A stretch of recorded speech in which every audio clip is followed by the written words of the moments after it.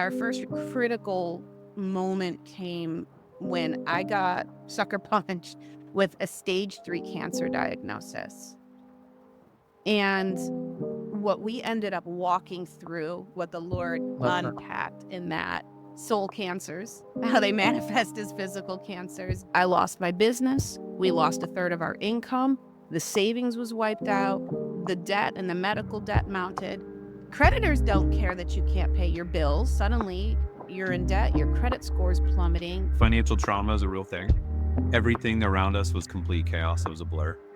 When I was at work, I wanted to be at home. When I was home, I wanted to be at work. There was no escape. And he says, I'm like that. I am a good God. It is my nature. My blessings are always flowing to my children. It's not that I am withholding my blessing. It's that something is out of alignment and my blessing is getting constricted, pinched, or diverted.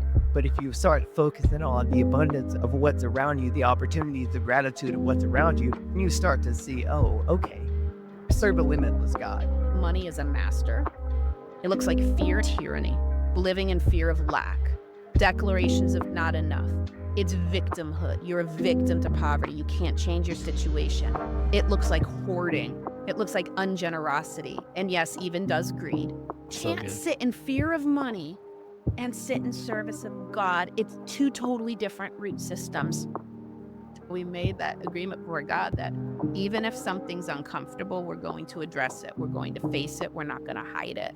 Welcome back to the Better Than Best Academy podcast. I'm your host, Red Wallace, and today we are tackling a topic that most Christians seem to struggle with, but don't always talk about. Did you guess it? It's money. Dollar bills, y'all. Specifically, the money myths that are keeping most Christians broke and how to fix them. Now, if you've ever felt like no matter how hard you work, you just can't seem to get ahead, or maybe you've been taught that money's evil or to get money's evil and God wants you poor, then you'll want to hear today's conversation because joining me are two extraordinary kingdom leaders. They're incredible financial coaches, Shawn and Laura O'Donnell. Welcome to the show. Now, I always like to start with the journey, with the story. I'd love to ask, what was your financial situation like before you discovered how to really steward things from a biblical perspective? First off, thank you. For sure. Yeah, Shawn and I, we were just talking about this. Honestly, I was like, if we go back before I feel like we really even started down this path, we were probably under average or maybe average. What were we focusing on? Just trying to stay out of debt, Getting get by, save some money up. I had a business. Shawn was working. I think probably the picture of most everybody out there. And I think especially when it came to finances, it was like beyond the concept of tithing, finances were, you go to church, you tithe, finances are the physical. God is spiritual. And there wasn't a lot of crossover between the two. I don't know if you have anything to add to that picture, but yeah, a lot of struggle. And I think ignorance, a lot of ignorance. Yeah. It was a moment by moment basis. Like there was no thought process of future and what the future would look like in a lot of ways. It was just we got a good thing going. And that's a lot. Yeah, we're getting by. We're building a life. We're doing our best, building life. And like I said, there wasn't a lot of thought of, like I said, beyond tithing. What does the Bible really say? What is God really saying about money? We heard a lot of those traditional things where it's the love of money is the root of evil, but it's, oh, we're not chasing wealth. We're not chasing those things. We're not greedy, rich people. There was a lot of that mindset that, no, like we're doing good things. We're operating in our fields.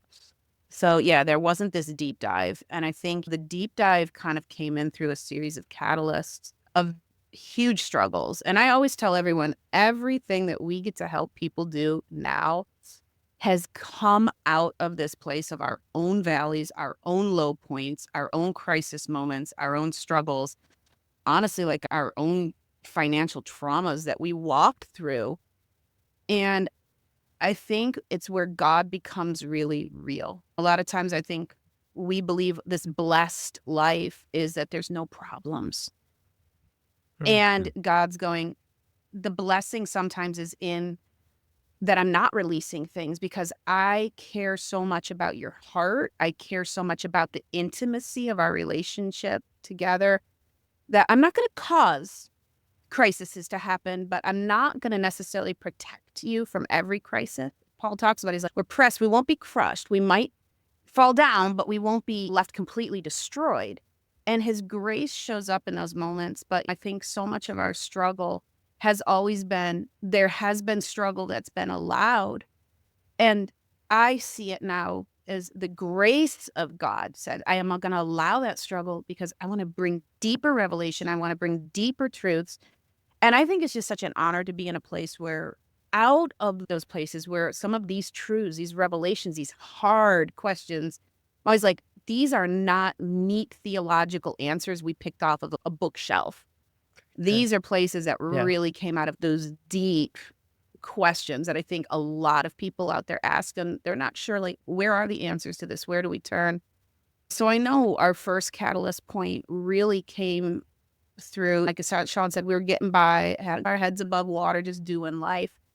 And our first real critical moment came when I got sucker punched with a stage 3 cancer diagnosis. And what we ended up walking through, I have a whole book I've started on that, really what the Lord unpacked in that. Soul cancers, how they manifest as physical cancers, but the financial impact to that was not something that we had ever thought about. We were left completely unprepared, completely unprotected. I lost my business. We lost a third of our income. The savings was wiped out. The debt and the medical debt mounted. Creditors don't care that you can't pay your bills. Suddenly, you're in debt. Your credit score's plummeting. We're selling our home to avoid foreclosure, all while walking through a potentially terminal illness. And I think that was the first moment where we began to go, like, how did we think we were doing so well and end up, like, in such a pit, in such a horrible situation that we didn't choose? We didn't put ourselves here. It happened. And I think that was the first critical point, because when I got cancer, the word that the Lord gave me says, this house that you guys have built, it's propped up and it's patched up. And so the overarching word that you'll hear that marks the thread of our life is restoration. Because that's when he began to speak that. He said, we're going to tear the whole thing down because we're going to fully restore. And I think, again, that's God's heart. If people can continue to see God's heart through the struggles, is his heart is always for full restoration. And sometimes it's, we got to demo this and we're going to bring it right back down to the foundation. Because my heart of love and grace over you is actually to see you fully restored in every area of your life, your spiritual life, your soul, your mindsets, your finances, your relationships. And so that's really the thread that marks a lot of what we want to be able to share with the world, is even financial restoration, because we've walked it. We've walked that path. And if you have anything you want to share in that, Shawn.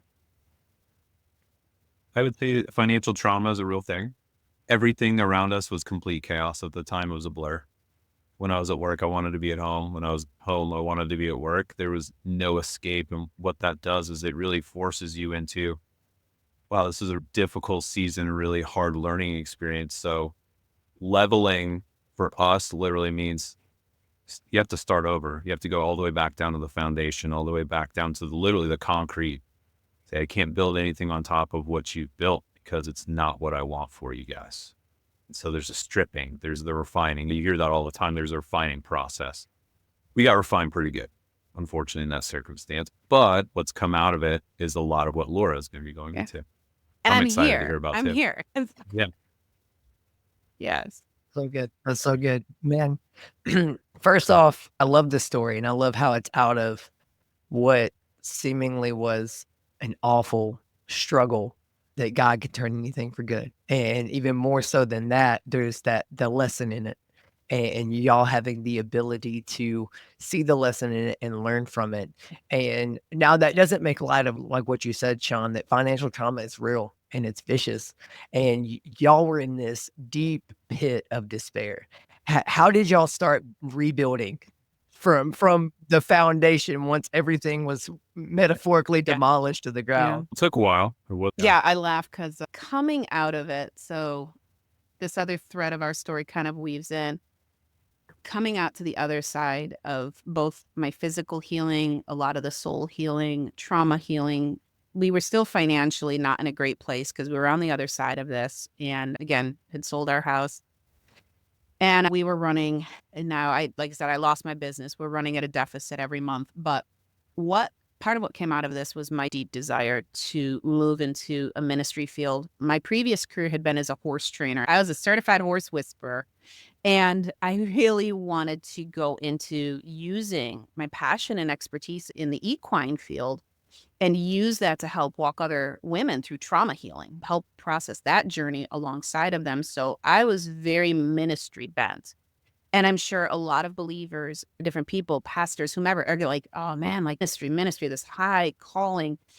And I came out again on the other side of this cancer journey going, I want to go into ministry. So all I could think about was, I'm asking God, give me a ministry, God, give me a ministry. And God's, okay, here's what we're going to do. It's almost comical. I'm not going to go ahead and just open up the door for land and another farm and for you just to launch into ministry. We're going to go and we're going to get you into finance. We're going to shift this over here and I'm going to ask you to start constructing a financial services business. And I was like, what? And I'm like, this is comical because not only do we have no experience in finance, this was not on our radar, no degrees. We didn't go to school for this. I was like, we have really bad experience with money. We are the least qualified people to be being put in this position. And that's why. This is why.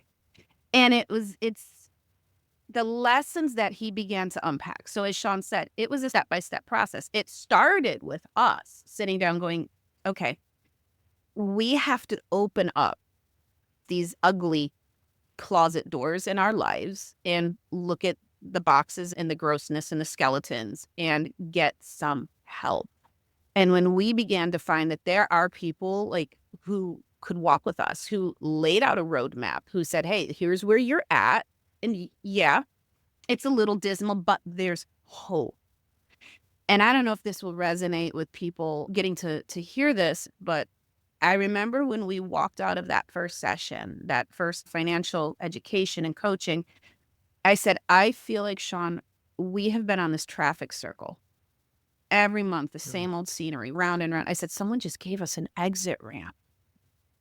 I said, now we're not at the destination and there's going to be mile marker after mile marker that we got to tick down, but there's a plan. And I said, I feel like there's hope. And it was just tiny step by baby step, moving through that plan. And we're still not where we all want to be. But I'm like, I look back and go, wow, we are so much further than where we were then. But I think too, the revelations and the lessons again that God began to teach us. The first one was really this concept of ministry that I'd love to share is that I was asking for ministry. My heart was in the right place. And it was this whole concept that we hear this parable in the Bible where Jesus talks about be faithful with the little and then I'll give you more. And we think of this in terms of quantity. If I'm faithful with the $100, God will give me $1,000. If I'm faithful with 1,000, God will give me 10,000. And we're always thinking of this in terms of quantity.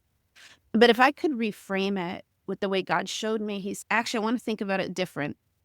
If I give you finances, to me, he's like, in my kingdom economy, that's little. It's like we talk about like the throne room has carpets of diamonds. The streets are paved with gold.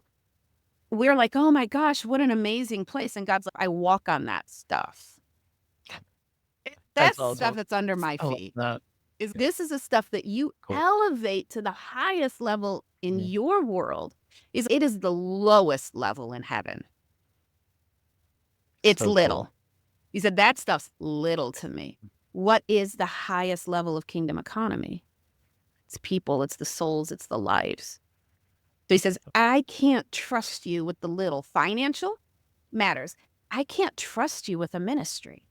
I'm not going to give you the greater, the people to steward, the souls to steward, the things that are of the greatest value to my heart if I haven't first tested and refined you in the area of money.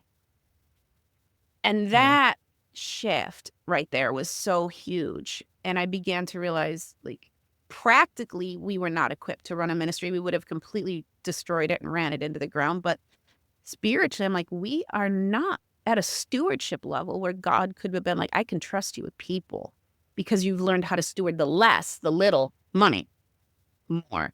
So that was, I think, one of the first cool revelations that he began to bring in. I know Shawn has some thoughts on that time of our life. Not good. That's the best way you can describe it in certain ways and great in another.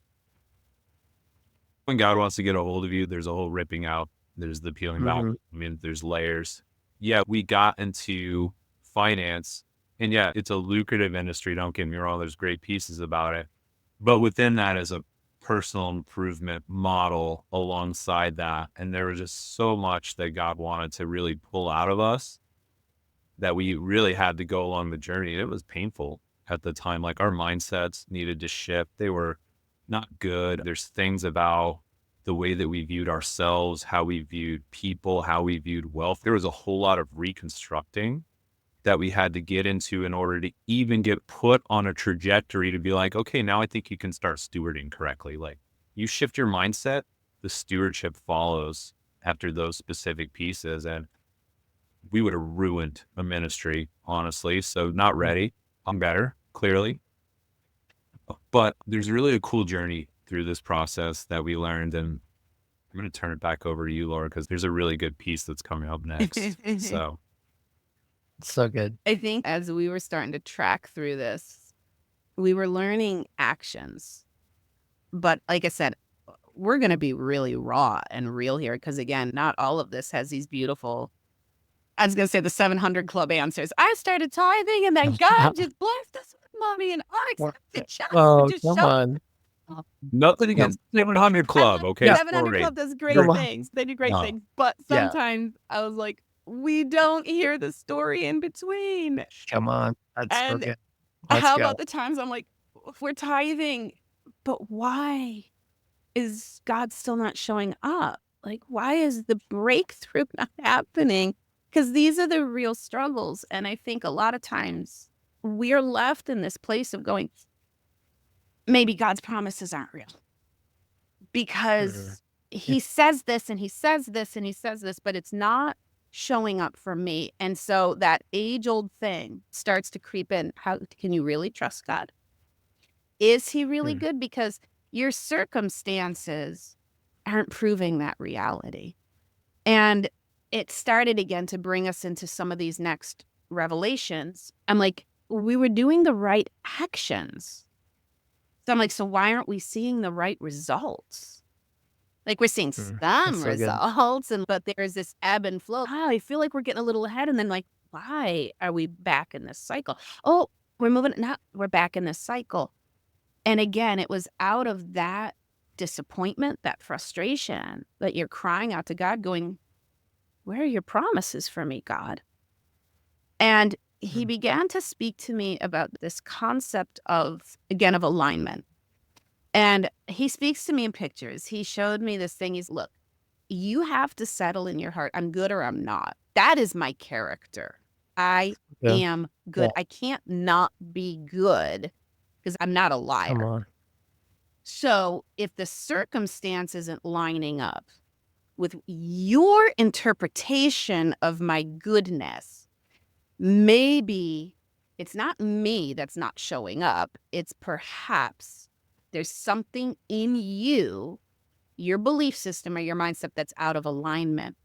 And so I think the most crucial mindset shift that we had was we stopped asking God, where are your blessings? Why does this look like this? And we started asking him, could you show us where we're not in alignment?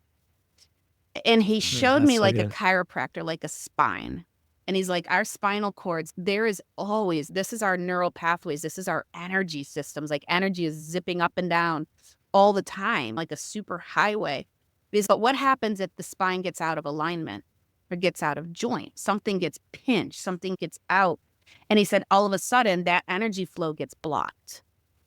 And he says, I'm like that. I am a good God. It is my nature. I always am. good. And my blessings are always flowing to my children. It's not that I am withholding my blessing. It's that something is out of alignment and my blessing is getting constricted, pinched, or diverted from its intended source.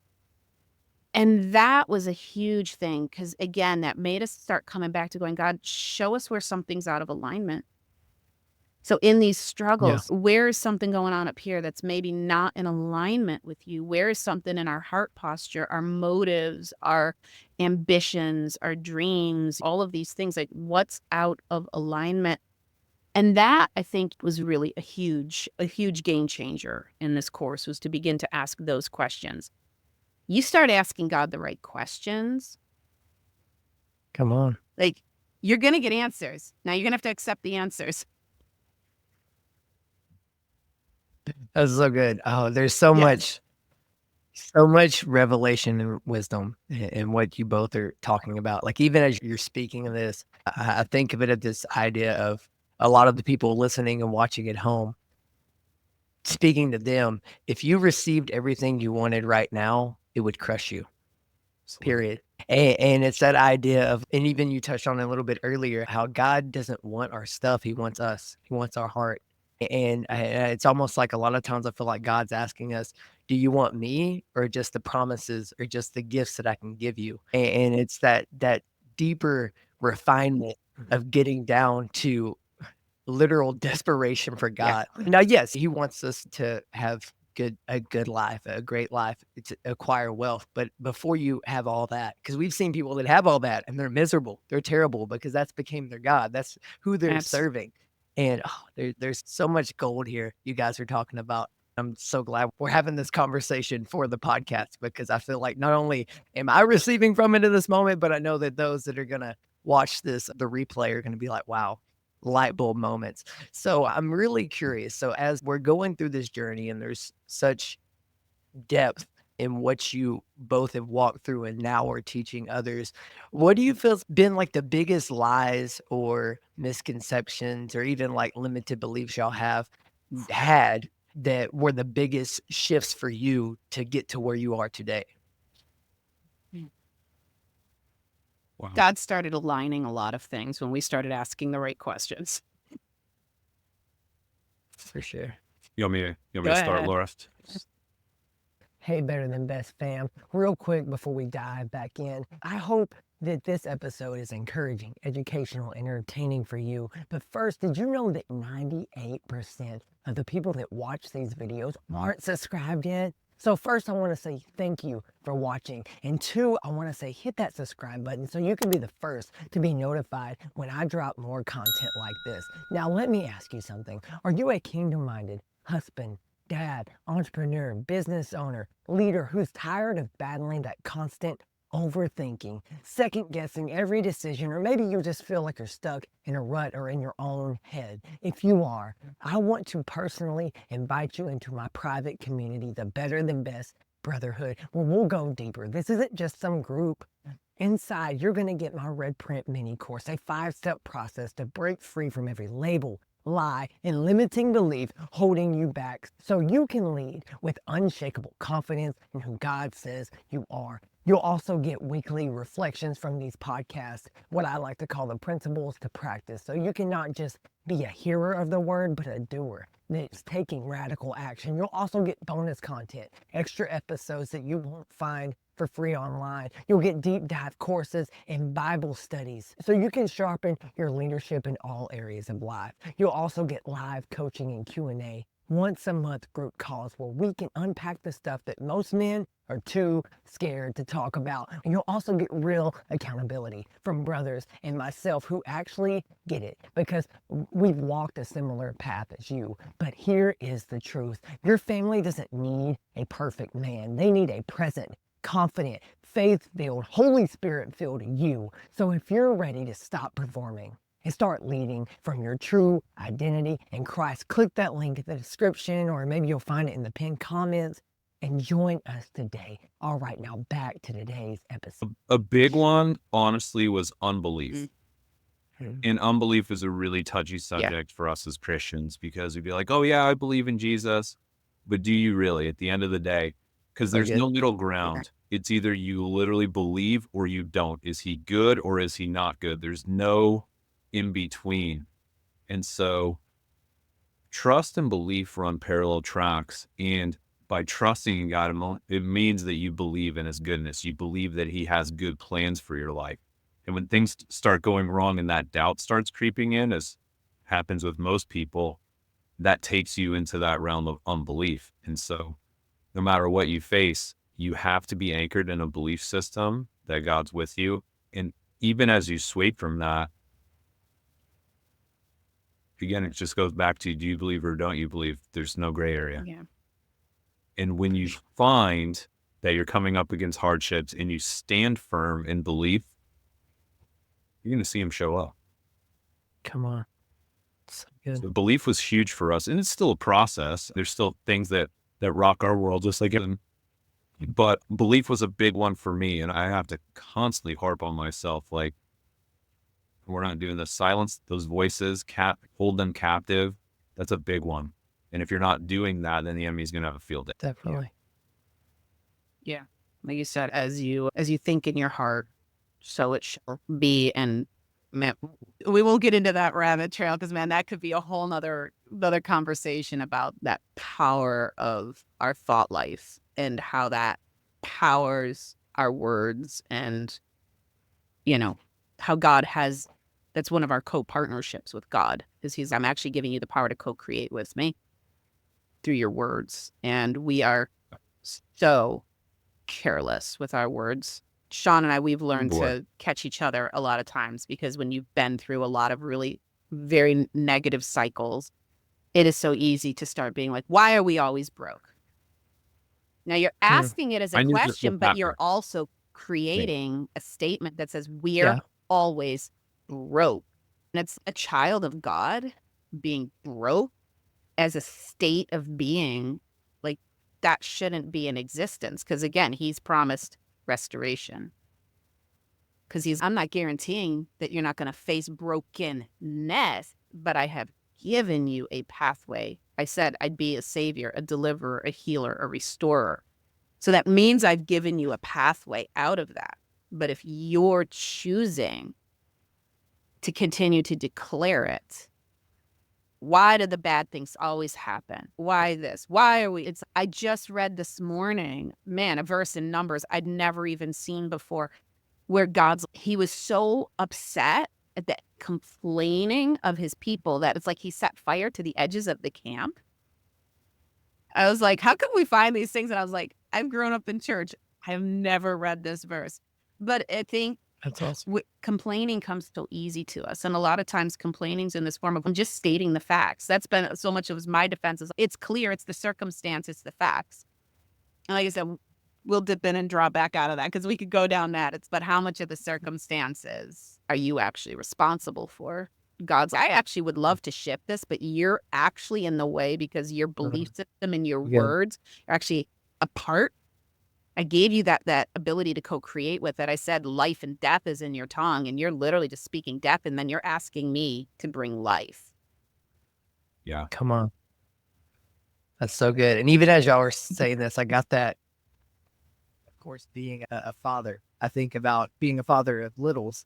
When my son goes to hit someone or throw something, we're so quick to say, don't hit, don't throw. And what I've learned with some of the studies with parenting is a lot of times the brain doesn't hear the don't, they just hear the ending. And the same goes with when we're asking those questions like, why are we always broke? Your brain's hearing always broke. So it's going to fixate on whatever you focus on. And if you're always focused on lack, then you're always going to see lack. But if you start focusing on the abundance of what's around you, the opportunities, the gratitude of what's around you, then you start to see, oh, okay, like I serve a limitless God. And when we tap into the fact that he wants to co-create with us, then there's such a beautiful, we take the limits off and it becomes, the impossible becomes possible. Yeah. And even as you're saying this, I also like to tie it back to practical thought of, what are some of those practical ways that you're both been combating this complaining and declaring death over your lives? I laugh because accountability is a tough one, especially when like you get checked by your wife. Whoa, hold up. Like those words that just came out, those don't go into alignment with God's character. Like And vice you're, versa, to be yeah, gentle. it's, if you're not mindful of your words, it's very easy. Like just some of the things that sneak out. Oh man, I knew this would happen. Ooh, Yeah. and that's so simple. Like just that simple thought process of no, that's actually incorrect. You have to reframe the things that Yeah, come out of your mouth and have a accountability buddy, for because sure. you So can't good. ask for life and then, like Laura said, just speak death immediately after. Those two don't coexist. So I think it's just being really mindful of the words that come out, but also the things that you think too, like they're going to come out of your heart no matter what. So you have to stop there. You know, that war in your mind, if you don't stop it there, it's going to seep into your heart. And then those things are going to come out no matter what. It doesn't matter. No matter how hard that you try, it's going to come out like a volcano. Yeah. It's in some way, shape, or form. Yeah. So if you want to stop the words coming out of your mouth, then you have to start up here by reminding yourself and speaking the words of God, who he says you are, you know, who his character is, and then continue to just speak life over yourself, your family, your situations. And then the enemy is never going to have a place to set foot in. Not that he won't poke and try and come in, Yeah. but if it starts in the war in your mind, then you better show up with the armor of God on. Yeah. Come on. Yeah. So good. I think another, That's yeah, so good. accountability is huge, Sean. Having those people, because other people, they always say they're the best mirror. I think another really practical thing, and this is where I think, again, it takes some of that religious practice out of life and go, it's intensely practical. And it's like, how many times does Paul talk about it? It's the renewing of our minds. And David, like, so much of his Psalms are filled with, Lord, create in me a clean heart, create a new heart, renew my spirit, restore my soul.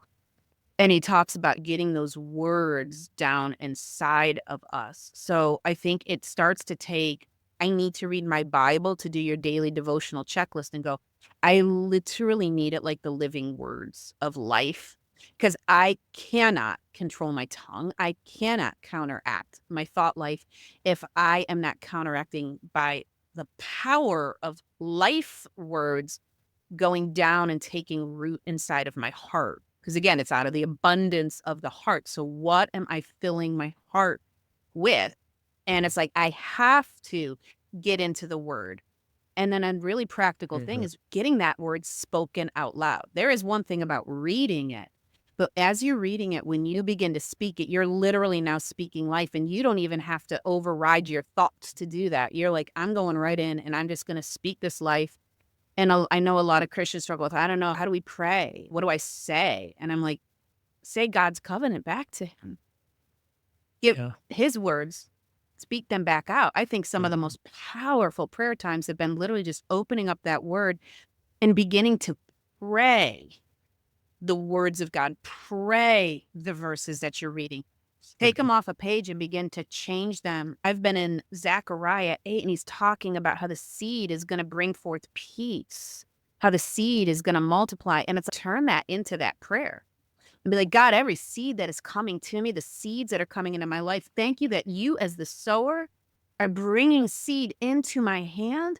Help me to steward that seed so that, as you promise here, it will bring forth life. It will bring forth peace. It will bring forth prosperity. It will multiply. It will spread to your kingdom. It will take root in good soil. And I think practically the best way to start to override those mindsets is, again, take this devotional time and take it out of a religious context and be like, this is absolutely essential for me to just even exist. I think I can't exist without it. Yeah, I think that has been probably one of the biggest things. And I can always trace our mindset and our words to how much time have we been in the word of words, you know? Yeah. Yeah. Can I tag on that real quick, Red, if that's okay? Yeah, go So, for it. I know some people like to say, oh, affirmations, like those are goofy. What if you flipped it a little bit? And what if it's just you are affirming who you are in Christ and you're affirming who God's character is by speaking those words constantly? Laura was saying, read them out loud, read the word of God out loud, but reaffirm who God says you are. So flip it a little bit in that mindset. And that's really helped me too. That's so good. Yeah, and I love that you mentioned that caveat because I feel like a lot of times the basics, cliches, or things that we hear a lot, we almost discredit or like our brain checks out. Yeah. But it's so essential for us to master those basics, as simple as reading the Bible, praying daily, but even like you said, those affirmations, but framing the affirmations in a way of you're just speaking God's truth that He's already said about you back to you. Because unfortunately, these silly skin suits we wear, they're not very smart sometimes, and we have to help them catch up to the fact that we're spiritual beings Yes. having a human So good. experience, and I think that's so huge. All of those, being mindful of what you think before you speak it, even that idea of checking your consumption of what you're feeding on, and that can be watching great stuff and listening to great stuff like this podcast, which is awesome, but even then, there's no supplement for getting into the word itself. Yeah. And it's very easy for us to almost go with what's trendy or what's in front of us, whether it's doom scrolling on TikTok or Yeah. any social media for that matter. And we may feel like it's feeding us because it might be uplifting or spiritual based or scripture based, but there's nothing like the personal devotional time when we get into the word with God. And I feel like a lot of times people take that for granted. And I'm always reminded myself even is it's so important to master the basics. I think of it from the perspective of, so I play drums for my church. It's a bit of a tangent, but it connects. Follow with me or listening and watching. So I play drums at my church and I've played for a little bit now. And I now get the honor to teach some of the younger guys how to play drums so that they can also eventually go and play for our church. Like we've got 2 guys that are in middle school and high school that actually get to play sometimes on Sundays and other events. But I say all that to say is when I started teaching them, I myself had to go back to the basics, the fundamentals. And there was something in that spoke to me from a spiritual standpoint. Is so many times when we've been on this Christian journey or whatever faith journey, it may be. Oh no, did my mic mess up again? Are we good? Okay, it fed back over here, so I wanted to make sure. Okay, perfect. So we might be on this journey for a while, for years. And what I've noticed is the longer we're into something, we almost forget about those basics. Yeah. And even as you sit there and speak of it may sound like a broken record. Oh, get some accountability. Oh, just read the Bible out loud and pray the Bible. It may sound super simple, and it is. And we overcomplicate the steps to get out of this. But I'd be curious to kind of shift a little bit in our conversation. And I'd like to imagine how if we had someone watching or listening, say their name was Jared. I'm just completely making this up on on the spot, a little pre-planned. But say Jared is he's a working dad. He's living paycheck to paycheck. He's providing for his family, but they're drowning in debt, and he's scared to budget things because he's afraid to see the numbers. He's got this underlying all the financial stuff. It's obviously a mindset thing, but not people always pick that up right away. I'm curious, how would you coach someone that would be in that space? Like, how would you coach them through getting from drowning in debt, living to paycheck, to actually using money as a tool and building generational wealth and going towards kingdom-minded perspectives of how to steward money? Yeah. If I'm gonna start on this, and I'm gonna let Shawn wrap this up, because Okay. this actually, I think, indulge me for a minute, brings me to probably one of the biggest turning points. I won't say it was super recent, but like after all of these other things, one of the biggest misalignments, and it speaks right to that because it was actually something that you said. So Jared, was like, I don't know what to do with this budgeting. There's that. There's all of this, and the easy statement would be, It's like we could be a little bit ashamed to open up the box on this part of our story, but at the same time, I'm like, I'm not going to be, because God didn't condemn us. God didn't shame us. In fact, God showed up enormous amount of grace in that. And I am a huge believer that our darkest moments and our vulnerability are actually going to be the thing that gives other people, I think, the greatest hope to go, oh my God, Exactly. you guys were working on building, constructing, running a financial business. And you found yourselves in this place where we weren't making enough. We took in time an entrepreneurial leap. A couple years into it, things were stabilized and at a level where Shawn, I'm going to quit my job. We're going into this baby full time. We're going to be entrepreneurs. We're going to be business owners. We're going to go. And anybody who's been entrepreneurs know that you've got your highs, you've got your lows, you've got everything in between. And we had a series of events, nothing morally incorrect. We weren't stealing and we weren't gambling and we didn't do anything morally wrong. We just hit some bumps, hit some lows, and the money wasn't there. And we got behind. And I think that we're talking about our hypothetical person here. I think that's the first thing is shame.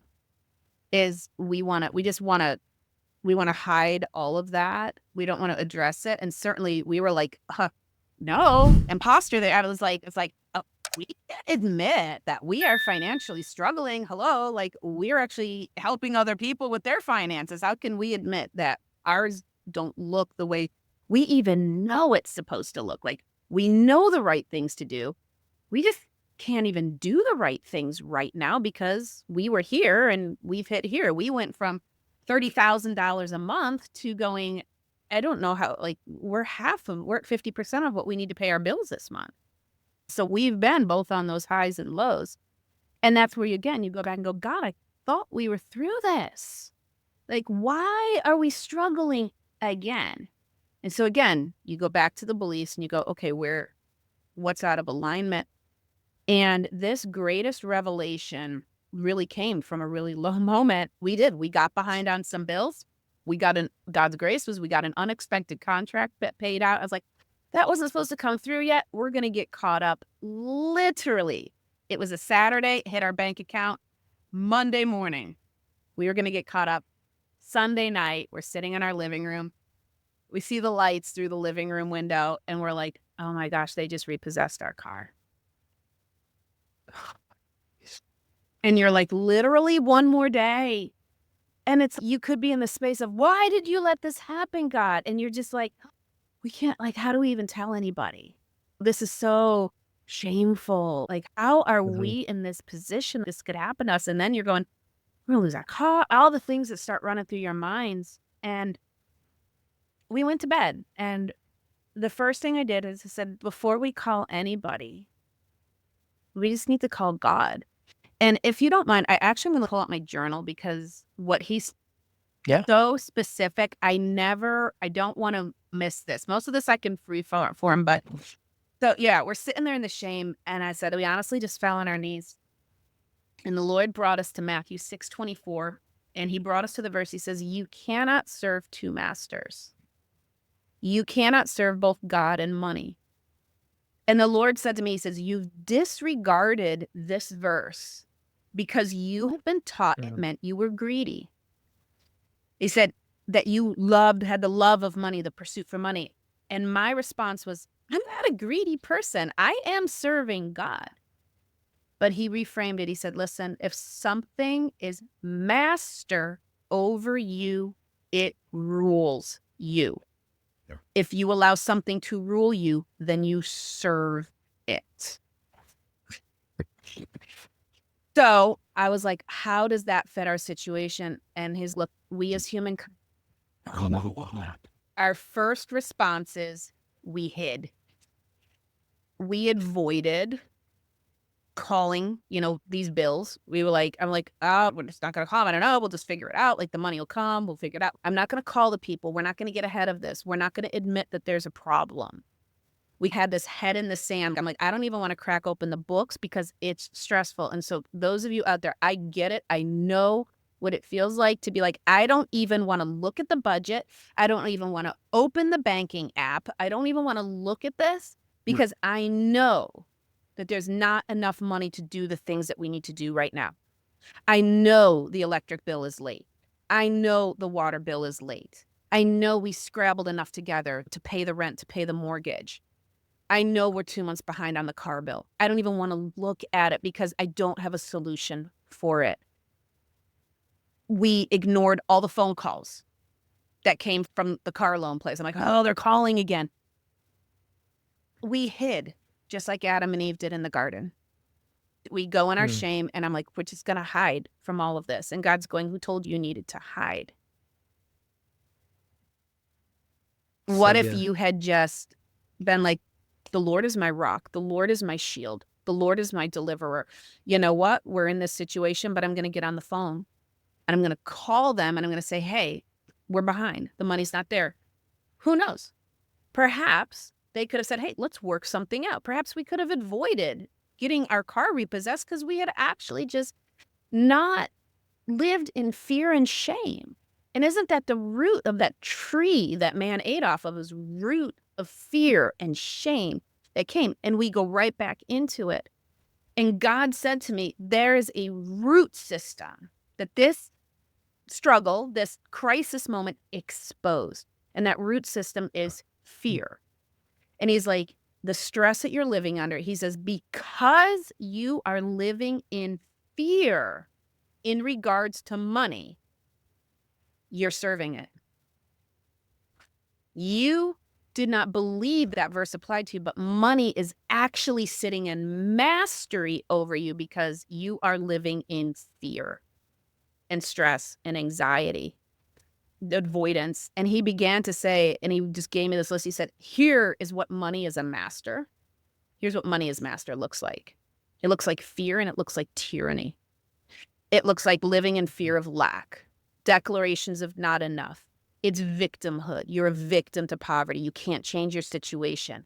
It looks like hoarding. It looks like ungenerosity. And yes, even does greed.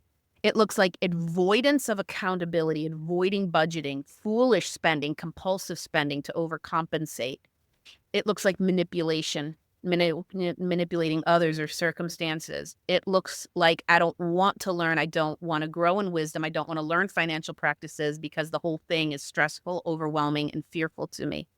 It can, on the other side, look like bragging and showing off because you're finding now your identity in riches. It looks like stress patterns over money. It looks like anxiety. It looks like you don't have savings. You don't have inheritance. He gave me this list. He said, all of those symptoms, and I am sure, because we could check a lot of those boxes, and I am sure other people listening are like, oh.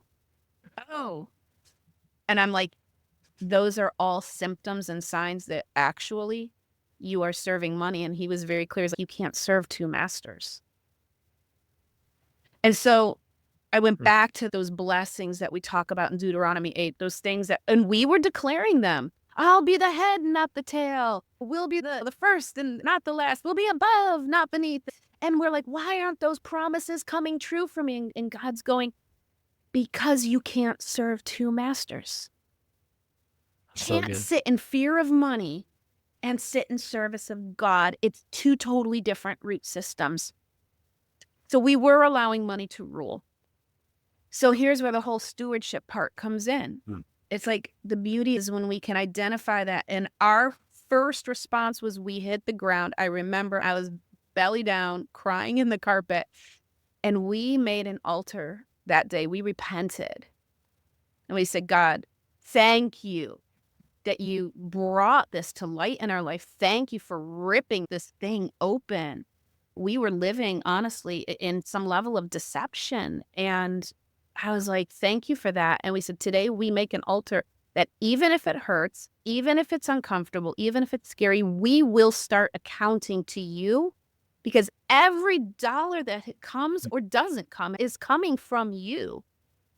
And if it's falling through our hands and if we're not seeing fruit, then again, we're serving the master of fear. We're serving mammon. We're serving money. And it's slipping through our fingers because that's just, fear brings death. Fear does not bring life. And we began to say, we will steward. Stewards are good accountants. I remember hearing a webinar and he said, would you hire you to manage your money? Ouch. And if that That's answer is, brutal. because look at the situation we're in. If you were a Joseph managing Potiphar's household and Potiphar's stuff is behind and his chariots are being taken away, are you a good steward of his accounts? And it's, no, we're not. And didn't the steward that he gave the talents to, the one he actually called wicked, he's I was in fear. I hid things because I was in fear. And he's like, I'm actually going to call that wickedness, and it's going to get taken from you. Yeah. And that's not his heart over it. Man, like we we made literally an altar that day, and we said, we will steward better. And stewardship became that thing, like, if everything comes from you, if you are the father, the creator, the master of the home, then my only job is to be a good accountant, to be a good manager. Do you think, like, going back to Joseph, did he ever for 1 minute go, "Oh my goodness, where is the food from the household gonna come from? How is Potiphar gonna" he didn't worry how Potiphar's resources were gonna come. It was just his job to make sure everything was being managed, and he reported to Potiphar. Mhm. Here's what's needed. Here's what's up. Here's what's going on. Here's where we need to adjust something. And Potiphar's like, okay, here's all the resources. And God just began to really shift that thought of stewardship. And I was like, no, I wouldn't hire me. And no, I wouldn't trust me, because we're avoiding everything. We're living in fear of everything. And we thought that we weren't wrong because we weren't greedy. So we made an agreement. I said, for a period of time, every single day, we tracked what we spent, what the bills were, what was in our bank account. Because I said, we just have to make new habits. Every single day, we will make an accounting. And then it just turned into every week. Every Friday, we sit down in it, and we, not always successfully, but we made the pact, and we come back to it. We made that agreement before God that even if something's uncomfortable, we're going to address it. We're going to face it. We're not going to hide it. And here's the beautiful thing. We repented, we wiped our faces, and then we looked at our bank account and we called. And we said, this happened. What's our recourse? And they said, if you can make up the back payments today, we won't make you pay the entire loan, because sometimes they will. And I'm like, we're going to be screwed. And then we called the impound place. We said, what do we need to do to get our car back? And the fact of the matter that we had the grace to say, we just need this amount of money, and then whatever the charges were, and the fact that God's grace was already there even before we repented, because this unexpected payout that we got, I think we had like $200 left over at the end of it. Like, he made sure that there was still going to be enough right there. Again, you might be pressed, but you won't be crushed. You might fall down, but I'm not going to let you be destroyed. But I love you too much to not let you get this lesson. I want all of you. And the God's heart is, I want more for you. I do want more for you. So we got to deal with this. We got to deal with this whole fear issue. So yeah, when we let God rule us, we let him be the master, he begins to grant us stewardship, and there is the trust, there is the peace. And then the last little thing that I've got here in my journal that I think I really just want to leave people with is these blessings that, again, we quote a lot, Deuteronomy, heads, tails. The steward is the head position. Money is the end result. So really chasing the money is being the tail. That's being the tail. You want to be the head steward. But it comes back to our place of identity, is really wrapping ourselves around identity as sons and daughters. We disconnected from God in the garden. And that is when the curse of now you're going to have to labor. You're going to have to do sweat of your brow. You're going to have to be laboring, and there's going to be thorns and thistles overtaking, because you've now created an independence. You've disconnected from your initial source of provision. And but I overcame the curse, and I am working to restore you back to that. The whole prodigal son lived in need and lack when he disconnected from the father. When he came back in, he said, all my house is yours. So that essence of needing to reconnect to the father. So the blessings that we read about, these promises, go back to our identity as sons and daughters, but it also goes back to our position as stewards. And so the blessings are not to be defined or quantified by our circumstances. The circumstances are there to prove our alignment and what we're allowing to rule us.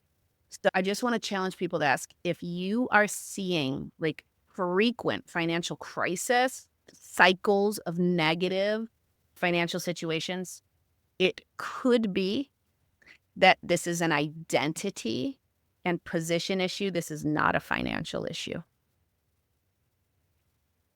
So good. Come on. Wow. So much gold in everything that we've discussed. And I wish we had more time.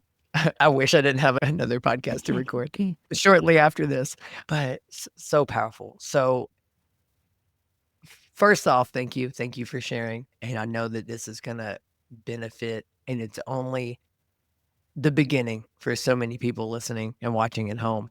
So if someone's listening or watching and they're ready to break free from this financial stress, they're ready to step into their identity and as being sons and daughters, not these orphans over here just trying to figure out this misaligned identity, as some would say. What's their next steps? What are their next steps? Yeah.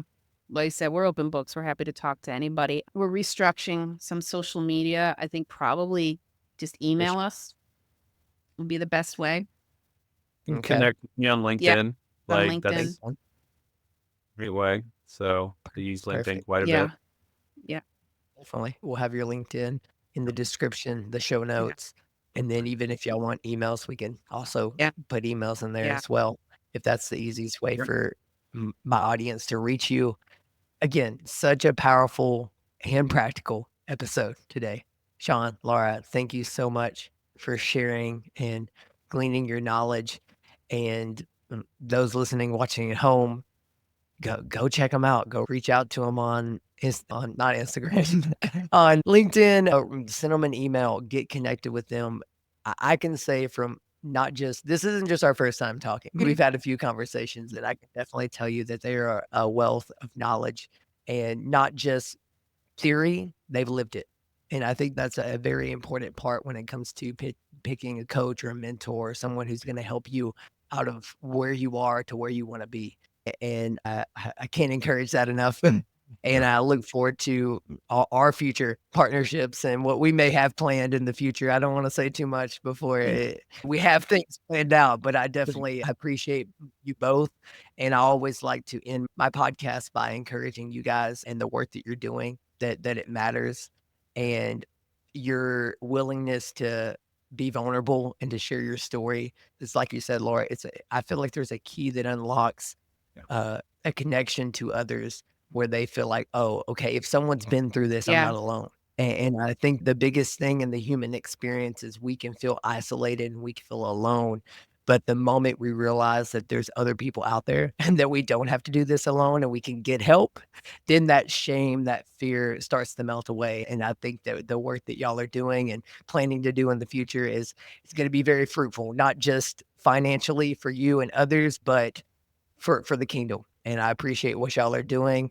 And with that said, thanks again. And this has been the Better Than Best Academy. And I always like to sign off and tell my viewers at home, I love you, friend. I'm praying for you. Now let's go live better than best as we conquer this Yes. week. Amen.